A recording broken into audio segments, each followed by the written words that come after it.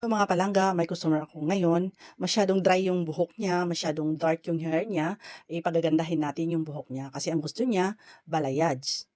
Ito nagha-highlight na ako kasi sa balayage kailangan talaga ng highlight kasi para yung mga buhok niyang mga dark color mako-cover doon sa highlight. Kailangan talaga sa balayage is may highlight.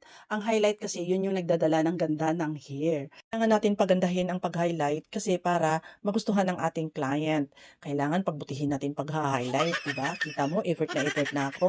Pagkatapos natin mag-highlight, babanlawan na, then i-blower. Pagka dry na ng buhok niya, saka na naman natin applyan ng pangkulay. Habang nag-a-apply tayo ng pangkulay, kailangan natin ma-mix ng mabuti yung pag-apply natin ng kulay para magpantay-pantay yung buhok ng ating client. Ayan, tapos nating magkulay, ibabad lang natin sa tamang oras, then babanlawan na natin.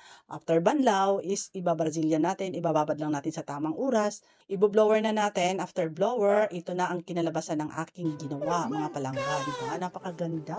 Lumutang yung buhok niya, lumutang yung highlight, then nawala yung dark color ng buhok niya, at saka nawala na yung dryness ng hair niya. Kaya napakaganda ng buhok niya ngayon, 'di ba? Gumagalaw na siya. Ayan, ang ganda-ganda ng buhok ng ating client ngayon. Before siya pumunta ng salon, nag-PM muna siya sa akin na balayage yung gagawin ko sa buhok niya. Yan, napakaganda ng buhok niya, mga palangga, 'di ba? Nakita niyo? Ang ganda, gumagalaw, sumasayaw. Napakaganda, 'di ba? Kaya kayo mga palangga, kung gusto niyong mag-try sa akin, try dito sa may tapat ng Simbahan ng Cruz na Daan. Salamat sa panonood mga palangga.